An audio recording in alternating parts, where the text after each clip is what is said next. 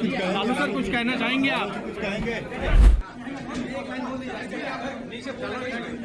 देखिए, भारतीय जनता पार्टी और एनडीए के पाप का घड़ा अब भर चुका है। वो चाहती है कि पॉलिटिकल वेंडेटा का इस्तेमाल कर करके एजेंसियों का दुरुपयोग करें और न्यायालय में साक्ष्य प्रस्तुत कर करके लालू और उनके परिवार को हम तंग और तबाह करें। देखिए, चुनावी वर्ष में प्रतिक्रिया इस तरह की आती है। इस देश में इंसाफ पसंद आवाज को दबाने की ओवरऑल कोशिश यह जो सरकार है वो करती रही है। जो भ्रष्टाचार करेगा आरोप तो उसी पे तय होगा ना। आईआरसीटीसी मामले में पूरा लालू परिवार सम्मिलित है। जिन मामलों को बंद कर दिया गया था, बलात् उसको रीओपन कर करके न्यायालय में प्रस्तुत कर रही है। चुनाव माथे पर है, बिहार का चुनाव है, डरी हुई है भारतीय जनता पार्टी। इन किन प्रकार बिहार की सत्ता में आना चाहती है। मैंने कहा कि हम लोग ऑब्जर्वेशन कर रहे हैं, यदि आ जाते हैं केस ऑर्डर तो उसके बाद अध्ययन करके हम सारी प्रक्रिया तो उसको प्रताड़ना तो झेलना ही पड़ता है।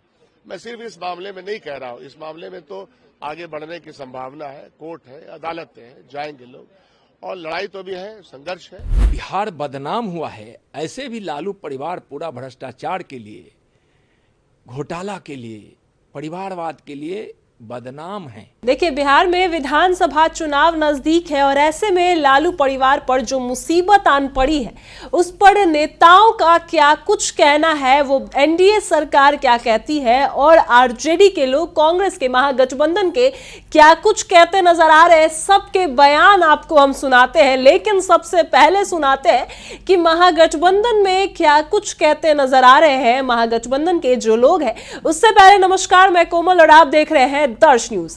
देखिए, लगातार ये मामला जो है वो बढ़ता जा रहा है और कोर्ट ने भी इस आरोप को, आईआरसीटीसी मामले के आरोप को तय कर लिया है कि आरोपी तय होते और 14 आरोपी तय किए गए हैं इस मामले में, जिसमें तेजस्वी यादव, लालू प्रसाद यादव, राबड़ी देवी समेत और अन्य लोग भी जो है इसमें शामिल हैं।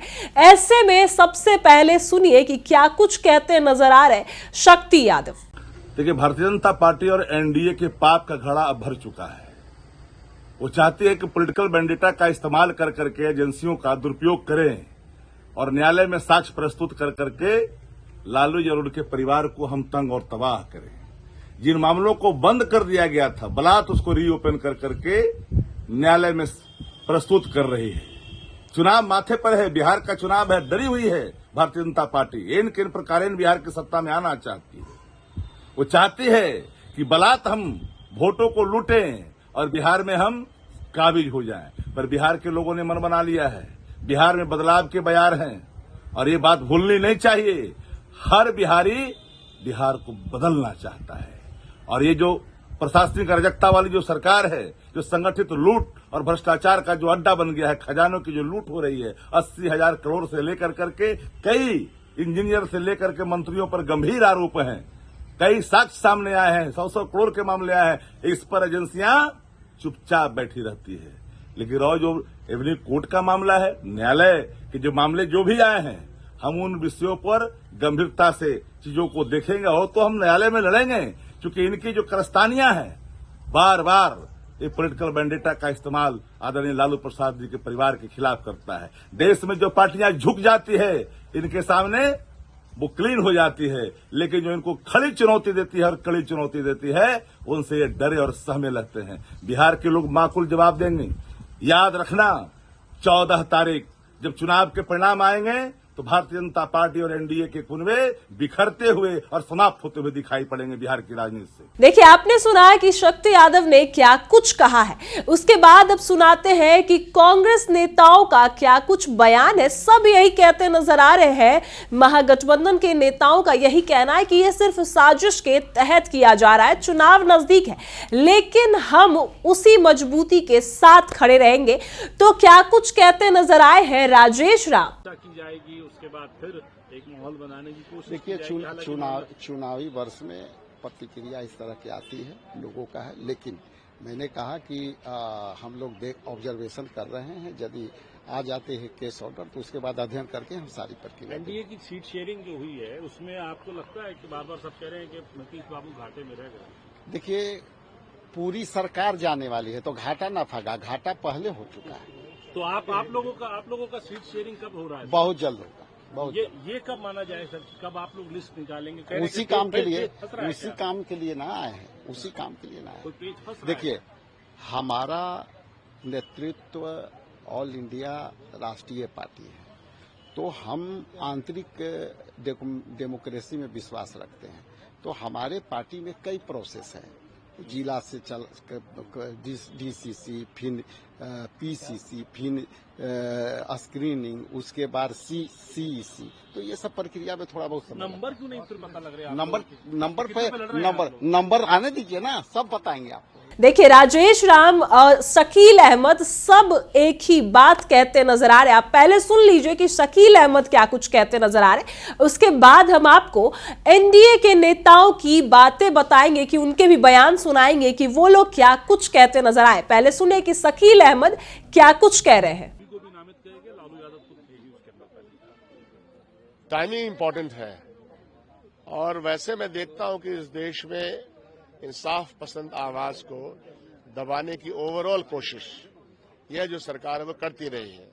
वंचितों दलितों की आवाज कोई बुलंद करे, इंसाफ की आवाज बुलंद करे, सांप्रदायिकता के खिलाफ लड़े, और ये जो एनडीए सरकार चल रही है लेड बाय माननीय प्रधानमंत्री जी, उनके ऊपर कोई क्वेश्चन उठाए तो उसको प्रताड़ना तो झेलना ही पड़ता है। मैं सिर्फ इस मामले में नहीं कह रहा हूं, इस मामले में तो आगे बढ़ने की संभावना है, कोर्ट है, अदालतें हैं, जाएंगे लोग, और लड़ाई तो भी है, संघर्ष है।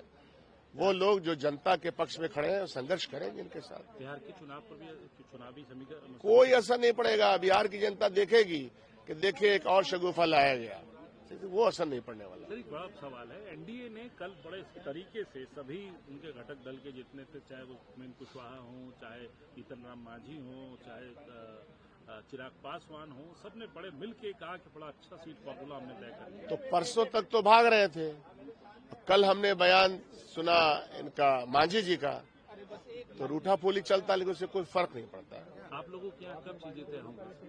आपके साथ शाम में पहुंच जाएंगे हम। अब मीटिंग है क्या कुछ तेजस्वी जी की, आज सब लोगों की, सारे नेताओं की मीटिंग? ये तो समय नहीं है ना, तो मीटिंग तो करनी है ना। नहीं, चले वहां। देखिए, आपने सुना कि शकील अहमद ने क्या कुछ कहा है। एक तरफ आरजेडी है, महागठबंधन है, तो दूसरे तरफ एनडीए सरकार। एनडीए का यही कहना है, एनडीए नेताओं का यही कहना है कि ये सिर्फ जो है नौटंकी है, आरोप था तो होगा ही, अगर भ्रष्टाचार करेंगे तो होगा ही। तो एनडीए के नेताओं में नित्यानंद राय क्या कुछ कहते नजर आए हैं, उनकी बातों को सुनिए। राव जेवेन्यू कोर्ट ने आरोप तय किए हैं भ्रष्टाचार के मामले में। जो भ्रष्टाचार करेगा आरोप तो उसी पे तय होगा ना। आईआरसीटीसी मामले में पूरा लालू परिवार सम्मिलित है, और यह भ्रष्टाचार से बिल्कुल बिहार बदनाम हुआ है। ऐसे भी लालू परिवार पूरा भ्रष्टाचार के लिए, घोटाला के लिए, परिवारवाद के लिए बदनाम हैं, प्रतीक हो गए हैं यह भ्रष्टाचार के और घोटाले के। और जो घोटाला भ्रष्टाचार करेगा, न्यायालय तो न्याय करेगी ही। लेकिन क्या लगता है बिहार के चुनाव पर इसका कितना असर होगा, जो विधानसभा के चुनाव होने जा रहे हैं? देखिए, बिहार के चुनाव में अब लालू परिवार का और लालू जी का और उनकी आरजेडी पार्टी का कोई वजूद रहा नहीं, इसलिए कि भ्रष्टाचार घोटाला के कारण पहले भी बिहार दंश इसका झेल चुका है। कई घोटाले, चारा घोटाला हो, अलकतरा घोटाला हो, साड़ी धोती घोटाला हो, दूध घोटाला हो, वर्दी घोटाला हो, इस प्रकार के घोटालों के कारण बिहार बहुत बदनाम हो चुका है और बिहार का विकास भी और उधर रहा है।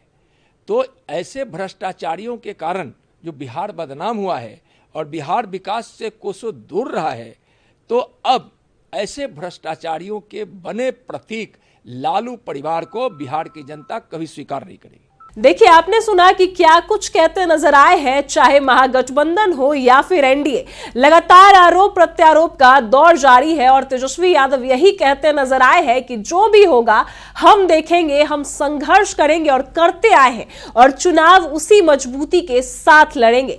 अब देखते हैं क्या कुछ तमाम अपडेट्स आते हैं, लेकिन फिलहाल ऐसी ही खबरों के लिए बने रहे हमारे साथ। आप देख रहे हैं दर्श न्यूज।